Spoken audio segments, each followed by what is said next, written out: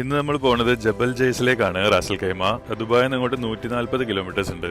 ഒരു 1.25 മണിക്കൂർ എടുക്കും ഇവിടെ എത്താൻ വേണ്ടിയിട്ട്. ഡ്രൈവ് ചെയ്യാൻ നല്ല റൂട്ടാണ്. പിന്നെ റൈഡുകളൊക്കെ കുറച്ച് അഡ്വഞ്ചറസ് ആണ് ഇവിടെ.